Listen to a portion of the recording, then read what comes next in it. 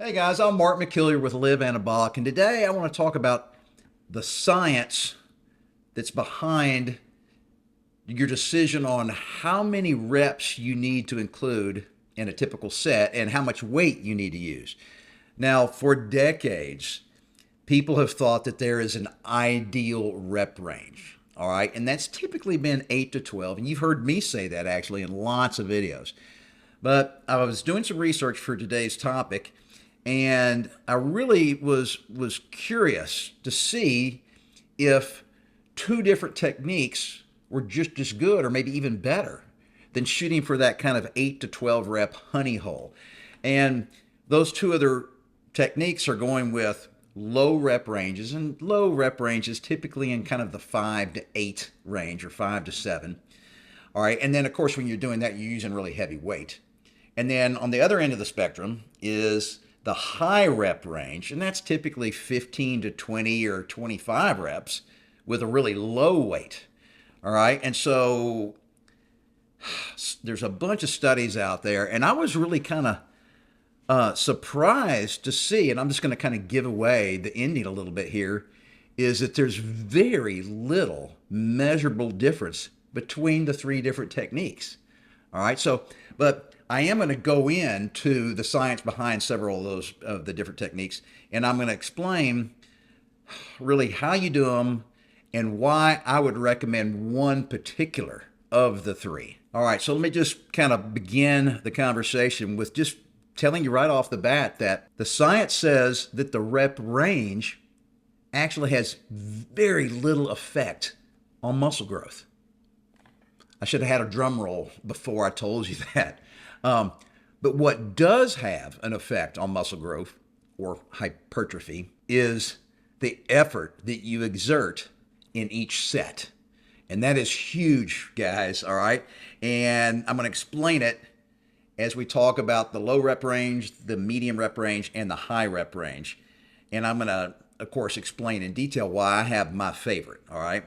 So the science says that you don't have to go to absolute failure on every set.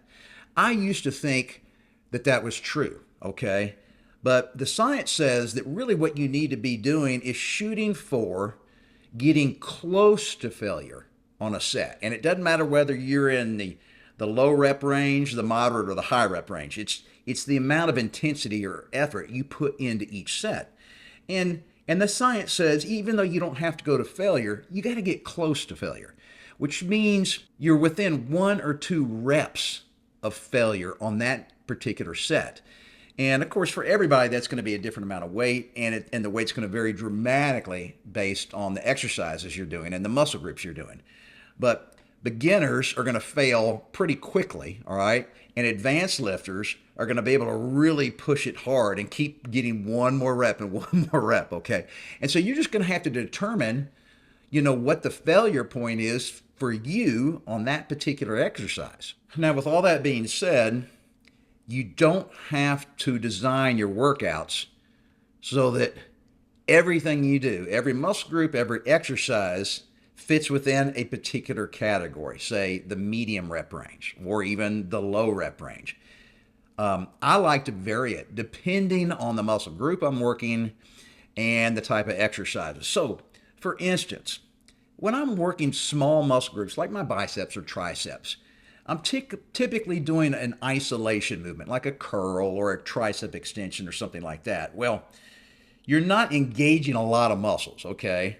And so, in my opinion, I like to use a heavier weight for slightly lower reps, all right? Because I can really push these little small muscle groups to failure or within 1 rep of failure. So when I'm doing biceps and triceps on whatever exercise, I typically shoot for about 8 reps. And I'll pick a weight that causes me to get to total failure on that 8th rep. Maybe the 9th, maybe the 7th, okay? I don't go to complete failure every time, but sometimes when I'm feeling good, I do. And typically, if I'm doing, let's say, 3 sets on an exercise, I might do the first 2 sets within 1 or 2 reps of failure, and then the third and last set on that exercise, I'll go to failure, all right? And so I typically do that with smaller muscle groups because you're not lifting much weight. You just simply can't lift much weight when you're doing a small muscle group. And therefore, you're putting much less stress on your joint, your tendons, and your ligaments, and you're just less likely to get hurt. Now, flip that the other way and start talking about doing leg exercises, big compound movements like a leg press or a squat or something like that. Now you're talking about you have to use a lot of weight because you're using such big muscles, all right? And it's a big compound movement where you're using multiple joints at the same time. When I'm doing legs like that, I typically shoot for a little bit higher rep range, 10, 12, maybe even 15 reps. The reason being is your legs are just so strong, you can just naturally lift a lot of weight. And that being said, you're putting a lot more stress on your joints, on your knees, your hips, your ankles, and your ligaments and your tendons, all right? And because of that, you're more likely to risk an injury. So when it comes to kind of avoiding injury in that case, I'm going to go with lighter weight and more reps, okay? This, of course, applies more to us older guys. Now, when you're in your 20s and your 30s, you can get away with doing heavy weight for relatively low reps, 5, 6, 7 reps, and going to failure on almost every set. No big deal, all right? Because you're just far less likely to tear up a tendon or a ligament or hurt, your knee when you're going heavy. But man, once you hit 40 or 50, especially over 50 guys, much better to err on the high rep range, which of course leads to having to use lower weights. It's just safety.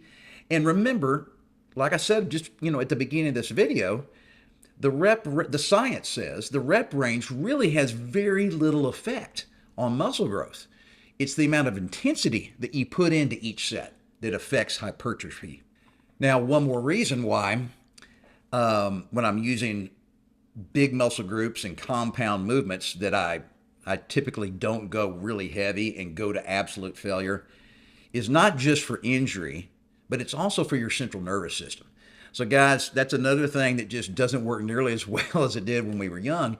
And that is, if I push myself to failure on a leg exercise, especially a compound movement like a squat or a leg press, okay, then I'm going to gas myself out. Not just the muscles, okay? They'll recover in a few minutes, but it's your central nervous system. You can push yourself so hard on just one set, doing a big compound movement with lots of big muscles, that you can screw up your central nervous system for the rest of the workout. You'll never fully recover from that one set, which means the rest of the workout will just be so-so. All right, so that's another reason why I don't go crazy hard when I'm doing big muscle groups and compound exercises. Now, one more thing, and I keep thinking of all these new things, is when you're trying to determine rep counts and the amount of weight used, keep in mind the recovery time between sets. So when I'm doing small muscle groups, biceps and triceps, maybe shoulders, okay, it's typically an isolation movement, and I normally rest about 90 seconds between sets. And the reason being is your body just doesn't take nearly as long to recover and flush all the lactic acid out of those little small muscle groups. And because you didn't overly tax your central nervous system during that one set, it just doesn't take your body that long to recover. But, once we're doing big muscle groups and compound movements, it's the exact opposite. It takes much longer for your body to flush the lactic acid out of all those big muscles, and it takes that much longer for your central nervous system to kind of fully recover so that you can put the same amount of intensity into the following set. So when on leg day, when I'm doing pressing movements, compound movements, I will probably rest a good 3 minutes in between sets. Biceps, 90 seconds, triceps, about 90 seconds. Chest, it's a pretty big muscle group. It's a compound movement. I'll rest 2.5 minutes, all right, in between chest exercises. Same thing goes with back, all right? So just keep that in mind when you guys are trying to figure out how you want to design your own personal workout program. All right, so now let's spend a couple of minutes and just talk about the high rep range, all right? And that's when we're talking about 15 to 20, maybe even 25 reps. And I want to give you my personal opinion why I don't like doing that. Now, remember, the science says it's just as effective, all right, as the other rep ranges, the low and the medium, okay? But I'm going to tell you why I don't like doing that, all right? And that's because when you're doing high reps, it takes a while. One set of 20 reps is going to take you probably a full minute, all right, of strenuously going through the movement for that exercise. Well, guess what? Lactic acid really starts kicking in after about 20 to 30 seconds. And that means for half of your set, or maybe even more than half a set, you're going to really feel the burn, okay? Well, that hurts. Remember the old saying, no pain, no gain? Well, that's really what they're talking about. This lactic acid when you're doing a set builds up. And so, in my opinion, why go through that extra length of time? Because it's going to take you twice as long to do 20 reps as it does 10, and the extra amount of pain, the lactic acid, and it's going to take you longer to rest in between sets, all right? Why go through all that if you're not really getting any more benefit, no more muscle growth than doing either low or moderate rep counts? Now, that being said, my workout program called Fit After 50, in phase 1, I actually have everybody start off at 15 reps. That's at the low end of the high rep range, all right? And the reason I have you do that is because it's really designed for beginners or for people who haven't worked out in a long time. And when you're doing 15 reps, just naturally, you can't lift a lot of weight and do 15 reps. So that keeps the injury risk factor really low. It also means that beginners are not going to get really, really sore in the days after a workout. So that's called delayed onset muscle soreness, or DOMS, D-O-M-S is another way people refer to it. So when you use relatively lightweight for 15 reps and you're a beginner, it really helps you avoid potential injuries that beginners might have, all right, by using too heavy a weight and too low of a rep count, all right? And it also helps basically just get their body back into workout mode, get those muscles back to, remembering how to lift weights, all right, and stay balanced, when you're going through your range of motion. To sum it all up, it's fine to do high rep counts. You might even want to throw it in every once in a while just as a change of pace. But since the science says it doesn't build muscle any more effectively than the other two methods, I just don't think it's worth the time and the pain. And that's why I don't typically do it. Now, if you want to try this when you design your own personal workout programs, you can just kind of copy my overall strategy in my Fit After 50 program. And like I just mentioned, in my phase 1, I have people start off with 15 reps for the entire month, okay? And then in phase 2, I transition everybody to 12 reps, all right, for that entire month. And then when we get to phase 3, I change things up. And it's not just the rep count I'm changing up the exercises themselves and the daily workout routines and the way you do them. So in phase 3, I'll lower the rep count even more. I go down into the 8 to 10 rep range. And so you might actually try that when you're designing your own workout programs. You might do 1 month of 15, 1 month of 12, and 1 month of 8 to 10 reps. Just see how it works for you. And then, of course, you can just do it all over again, all right? You don't have to do just one and only one for the rest of your life. All right, so let's kind of tie this all up. As I mentioned at the very beginning of the video, all 3 rep ranges for sets basically get you to the same point. They're all basically just as effective when it comes to muscle growth.